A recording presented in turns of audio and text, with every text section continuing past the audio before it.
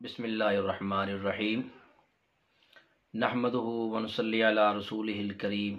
اما بعد۔ حضور پاک صلی اللہ علیہ وسلم کی ایک حدیث قدسی ہے جس میں اللہ تعالیٰ ارشاد فرماتے ہیں، قال اللہ تعالی اذا بلغ عبدی 40 سنة عافیتہ من البلایا الثلاث من الجنون والجزام والبرص،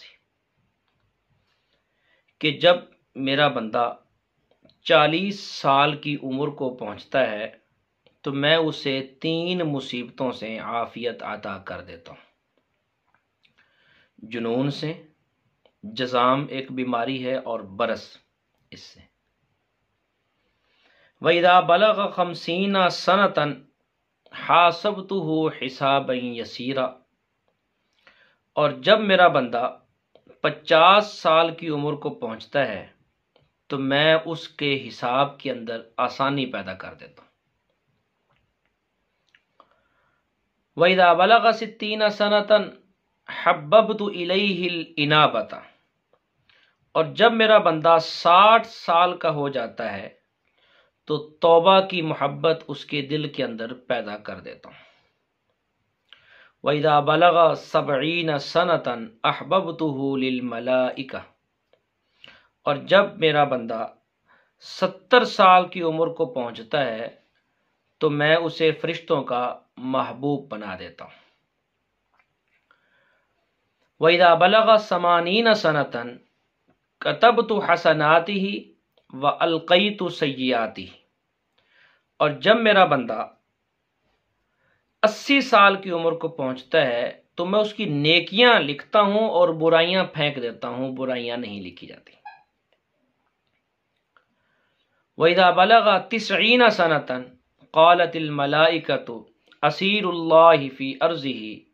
فَغَفَرَ لَهُ مَا تَقَدَّمَ مِنْ ذَنْبِهِ وَمَا تَأَخَّرَ، اور جب میرا بندہ 90 سال کی عمر کو پہنچتا ہے تو فرشتے اسے کہتے ہیں کہ یہ تو اللہ کی زمین میں اس کا قیدی ہے، لہٰذا اللہ جل جلالہ نے اس کے پچھلے سارے گناہوں کو معاف فرما دیا ہے اور آئندہ کے گناہوں کو بھی معاف فرما دیا۔ فَإِذَا بَلَغَ أَرْذَلَ الْعُمُرِ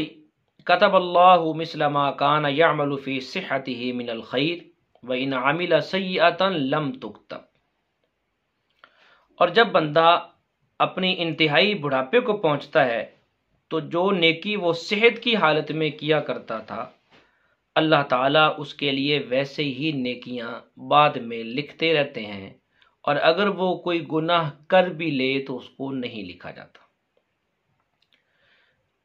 یہ حدیث پاک یہاں ختم ہو گئی،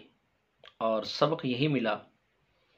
کہ حضور پاک صلی اللہ علیہ وسلم کے ارشاد کے مطابق یہ حدیث قدسی جو ہے یہ ہمیں بہت بڑا حوصلہ اور بہت بڑا سہارا دیتی ہے، اور یہ بڑھاپے کی فضیلت ہے۔ بڑھاپے کی اس میں فضیلت ہے کہ اسلام کی اندر ایمان کے ساتھ جتنی عمر زیادہ ہوگی اتنی اللہ تعالیٰ اس کے اندر برکتیں نصیب فرمائیں گے۔ تو ہم سب کو بھی اس بات کی کوشش کرنی چاہیے کہ ہم اپنے بڑوں کی عزت کریں، ماں باپ کا ادب اور احترام کریں، اور ان کی زندگی کے اندر ہم جہاں تک بھی ہم سے ممکن ہو سکے ان کی خدمت کریں اور ان سے دعائیں حاصل کریں۔ اللہ تعالی ہم سب کو اس پر عمل کرنے کی توفیق عطا فرمائے۔